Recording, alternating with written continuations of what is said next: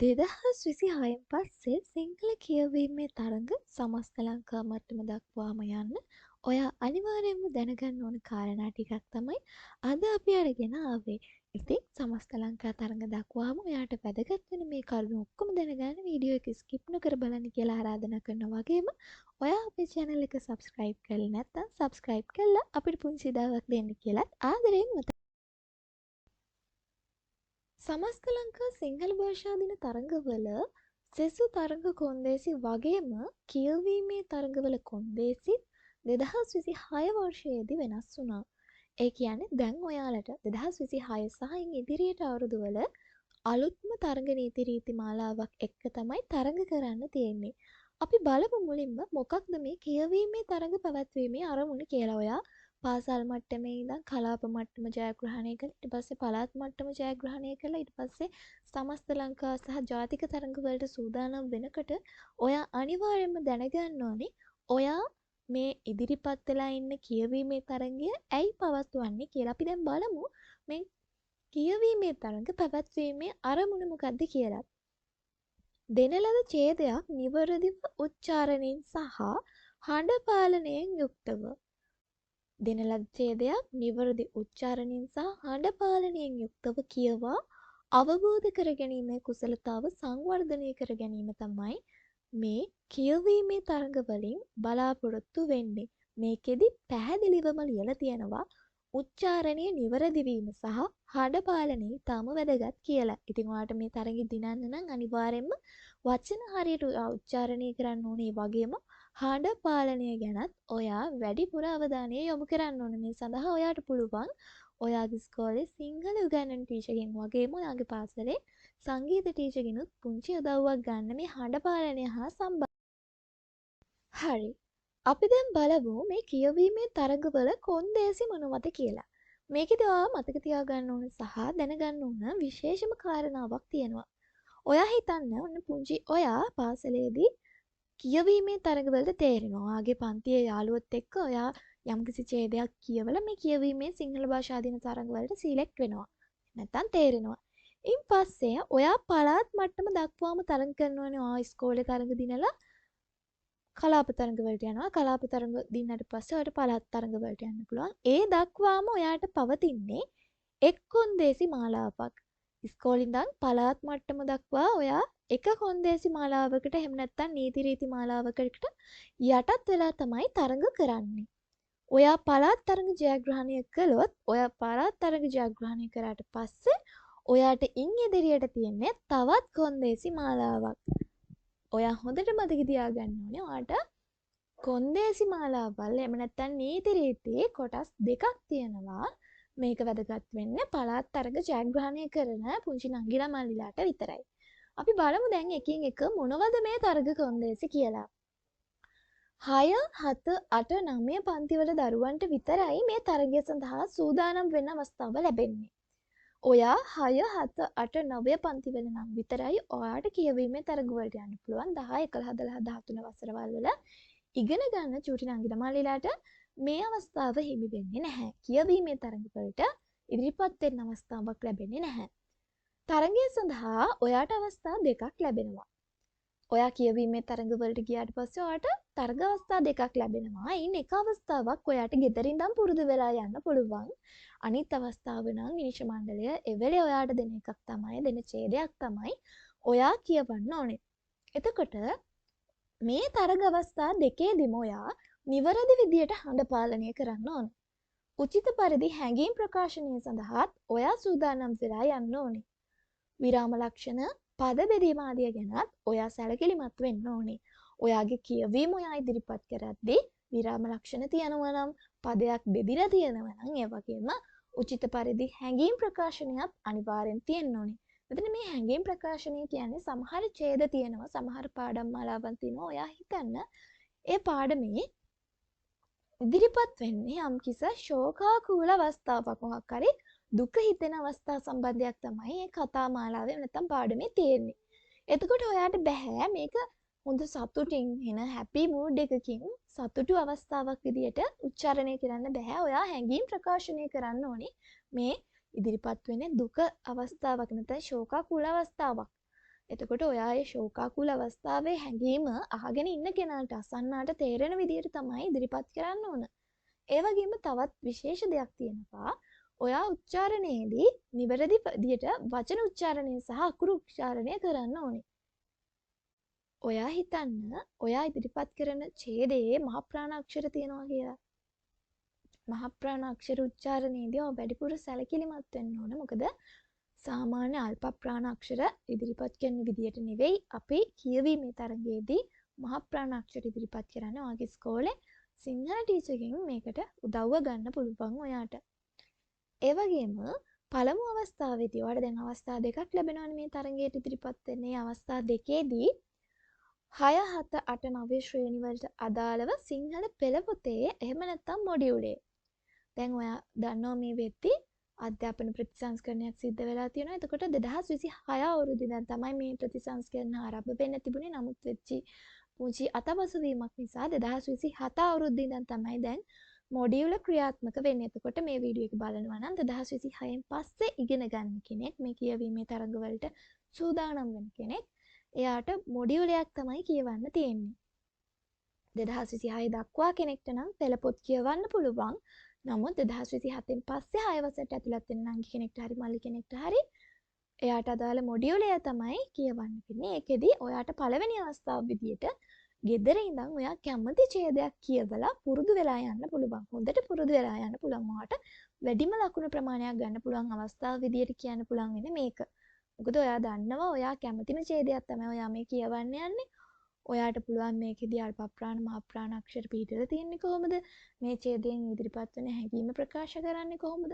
විරාම ලක්ෂණ ගැන, ඒ වගේම පද බෙදලා තියෙන විදිය ගැන ඔයාට ගෙදර ඉඳන්ම උන්න බලාගෙන යන අවස්ථාව තියෙනවා. එතකොට ඔයාට වැඩිම ලකුණු ගන්න පුළුවන් මේ පළවෙනි අවස්ථාවේදී. එතකොට දැන් අවස්ථා දෙකක් දෙනවනේ. අපි බලමු දෙවෙනි අවස්ථාව මොන වගේ එකක්ද කියලා. මේකෙදී විනිශ්චය මණ්ඩලය ඔයාට තෝරලා දෙන ගද්‍ය කෘතියකින් ඒගොල්ලන් තෝරලා දෙන සුදුසු කොටසක් ඔයා ශබ්ද නගා නියමිත පරිදි භාව ප්‍රකාශනයෙන් හැඟීම් ප්‍රකාශ කරලා උචිත පරිදි අක්ෂර උච්චාරණය කරලා හඬ පාලනය කරලා පද පෙදීම් එහෙම නැත්නම් විරාම ලක්ෂණ ආදී ගැන සැලකිලිමත් වෙලා ඔයාට ඉදිරිපත් කරන්න පුළුවන්.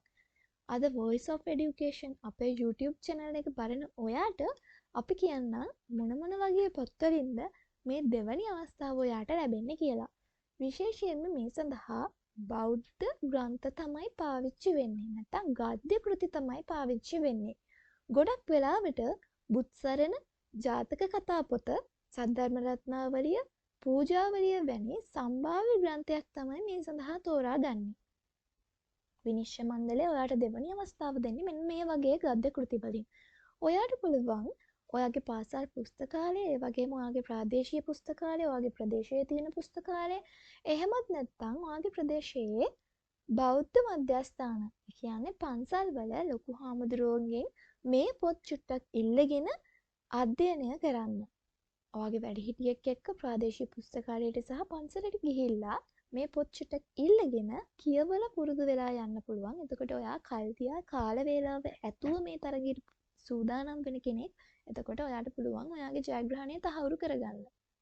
ඒ වගේම මෙතනදී ඔයා දැනගන්න ඕන අනිත් කාරණාව තමයි ඔයා කතා කරන්න ඕන. ඒ කියන්නේ ඔයා මේ කියවීම කරන්න ඕන කාල ප්‍රමාණය විනිශ්චය මණ්ඩලය තමයි තීරණය කරනවා. කොච්චර ඡේද ප්‍රමාණයක් කියවන්න ඕනද, කොච්චර කාල සීමාවක් මේ කියවීම කරන්න ඕනද කියන එක විනිශ්චය මණ්ඩලය තමයි තීරණය කරන්නේ. මේ අපි කතා කළේ පළාත් මට්ටම දක්වා ඔයාට බලපාන තරඟ කොන්දේසිනේ. අපි දැන් බලමු පළාත් මට්ටමේ ඉහළට ජයග්‍රහණය කළ සමස්ත ලංකා සහ ජාතික තරඟවලට ඔයාට බලපාන තරඟ නීති රීති සහ කොන්දේසි මොනවද කියලා. හෙමින් ඔයා කියවීමේ තරඟ සමස්ත ලංකා හා ජාතික මට්ටමට ජයග්‍රහණය කරගෙන ආවට පස්සේ ඔයාට වෙනස්ම ආකාරයකට තමයි තරඟවලට මුහුණ දෙන්න වෙන්නේ. අපි ඉස්සෙල්ලා සඳහන් කළා වගේම පළාත් මට්ටම දක්වා එක් තරඟ නීති රීති මාලාවකුත් ඉන් අනතුරුව සමස්ත ලංකා සහ ජාතික තරඟවලදී වෙනත් තරඟ නීති රීති මාලාවකුත් තමයි යන්නේ. අපි දැන් බලමු මේ අනිත් තරඟ නීති රීති මාලාව මොකක්ද කියලා. මේකෙදිත් ඔයාට ඉස්සෙල්ලා වගේම අවස්ථා දෙකක් හම්බ වෙනවා. ඒ අවස්ථා දෙකම ඔයාට පුළුවන් ඔයා කැමති විදිහට හරියට භාව ප්‍රකාශනය කරමින් නිවැරදි වචන උච්චාරණය කරමින් විරාම ලක්ෂණ පද බෙදීම් ආදිය පිළිබඳව අවධානය යොමු කරමින් හැඟීම් බරව ඔයාගේ ඡේදය කියවා අවසන් කරන්න. හැබැයි පළමු අවස්ථාවේදී ඔයාට දෙන අවස්ථා දෙකෙන් පළවෙනි අවස්ථාවේදී විනිසුරු මණ්ඩලය ඔයාට තෝරලා දෙන ගද්‍ය කෘතියකින් සුදුසු විදියට සුදුසු පරිදි හඬ නගා කියන්න ඕනේ. මේකෙදි විශේෂම කාරණාව තමයි ඉස්සෙල්ලා ඔයා ගෙදරින් ඉඳන් පුරුදු වෙලා ගියා. නමුත් මේකෙදි විනිශ්චය මණ්ඩලය ඔයාට තෝරලා දෙන එකක් තමයි ඔයා කියන්න ඕනේ. ඒකෙදි අපි කලින් සඳහන් කළා වගේ පුරාතන ගද්‍ය කෘති තමයි ඔයාට කියවන්න අවස්ථාව ලැබෙන්නේ. දෙවනි වටේදී විනිශ්චය මණ්ඩලය තෝරලා දෙන පාඩය කියවීමට අමතරව, ඒ කියන්නේ ඔයා මේකෙදි තවත් ඡේදයක් කියවන්න ඕනේ. ඒකට අමතරව ඔයාගෙන් විනිශ්චය මණ්ඩලය අහන ප්‍රශ්න වලට ඔයා උත්තර දෙන්න ඕනේ. ප්‍රශ්න වලට ඔයාට ලකුණු දෙකක් හිමි වෙනවා. එතකොට ප්‍රශ්න තුනක් අහනවා. ඒ ප්‍රශ්න තුනට ලකුණු දෙක ගානේ 3 දෙවරක් 3 6ක් ඔයාට ලබා ගන්න පුළුවන්. එතකොට ඔයා ඡේද දෙකක් කියවන්න ඕනේ මේ සමස්ත ලංකා තරඟවලදී. ඒ ඡේද දෙකෙන් එක ඡේදයක් ඔයාට එවෙල කියවන්න දෙන මොකක් හරි ගද්‍ය කෘතියකින් ඔයා කියවන්න ඕනේ. නිවැරදි විදියට අපි මුලින් සඳහන් කළා වගේ. ඊට පස්සේ දෙවනි වටේදී ඔයා අර දෙන ඡේදයට අමතරව විනිශ්චය මණ්ඩලයට දෙන ඡේදයට අමතරව නැවතත් ඒගොල්ලෝ අහන ප්‍රශ්න තුනට ඔයා නිවැරදිව උත්තර ලබා දෙන්න ඕන. හොඳයි. අපි දැන් බලමු පළාත් මට්ටම දක්වා පාසල් මට්ටමේ ඉඳන් පළාත් මට්ටම දක්වා තරඟ කරන ඔයාට ලකුණු ලැබෙන්නේ කොහොමද කියලා. නියමිත ශෛලිය අනුගමනය කිරීමට ඔයාට ලකුණු 15කුත්, හැඟීම් ප්‍රකාශනය හා හඬ පාලනයට තවත් ලකුණු 15කුත්, නිවැරදි කියවීමට ලකුණු 10කුත්, උච්චාරණය හා හඬ පාලනයට ඔයාට ලකුණු 10කුත්, සම්පූර්ණ ලකුණු 50ක් ඔයාට ලැබෙනවා. මුල් ලකුණු 50කින් ඔයාට ලකුණු උපයා ගැනීමේ හැකියාව තියෙනවා. ඒ වගේම කියවීමේ තරඟ සමස්ත ලංකා හා ජාතික මට්ටමේ තරඟ සඳහා ඔයාට ලකුණු ලැබෙන්නේ මෙන්න මේ ආකාරයට. නිවැරදි හා පැහැදිලි උච්චාරණයට ඔයාට ලකුණු 10කුත්, හැඟීම් ප්‍රකාශනය හා හඬ පාලනයට ඔයාට ලකුණු 12කුත්, විරාම ලක්ෂණ හා පද බෙදීම ගැන සැලකිලිමත් වීමට ඔයාට ලකුණු 10කුත්, උචිත ශෛලිය අනුගමනය කරනවට ඔයාට ලකුණු 5කුත්, කියවීමේ උචිත වේගයට ඔයාට ලකුණු 5කුත්, අසනු ලබන ප්‍රශ්න 3 සඳහා නිවැරදිව පිළිතුරු සැපයීමට එක් ප්‍රශ්නයකට ලකුණු 2 බැගින් අසනු ලබන ප්‍රශ්න 3ට ඔයාට ලකුණු 6කුත් ලබා ගන්න පුළුවන්. ඒ අනුව ඉස්සෙල්ලා වගේම ඔයාට මුළු ලකුණු 50ක් ලබා ගන්න පුළුවන්.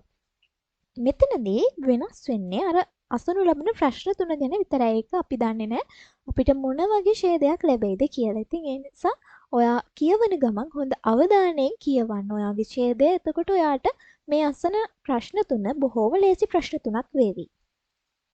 කියවීමේ තරඟ ජයග්‍රහණය කරන්න නම් ඔයා අනිවාර්යයෙන්ම කියවන්න ඕන සහ අධ්‍යයනය කරන්න ඕනේ පොත් ටිකකුත් ඔන්න මේ අවුරුද්දේ. ඒ කියන්නේ 2026 සහ ඉන් ඉදිරි වර්ෂවලට ලබා දීලා තියෙනවා. ඒකෙන් පළවෙනි එක තමයි කියවන කලාව පිළිබඳව පොත බබඩන්දේ සිරි සීවලී හිමියන්ගේ. ඒ වගේම භාෂාව ඉගෙනීමේ ක්‍රම දයාරෝහණ අතුකෝරළ මහත්තයාගේ කෘතිය.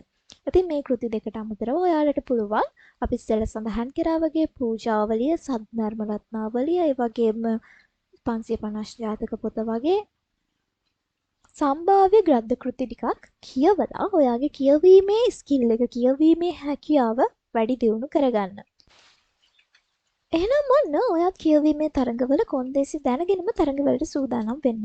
ඒ වගේම බලාපොරොත්තු වෙනටත් වඩා හොඳ ජයග්‍රහණයක් ඔයාට ලැබෙන්න කියලා Voice of Education අපි ප්‍රාර්ථනා කරනවා. ඒ වගේම වීඩියෝ එක ඉවර වෙන්න කලින් පුංචි මතක් කිරීමක් කරන්න.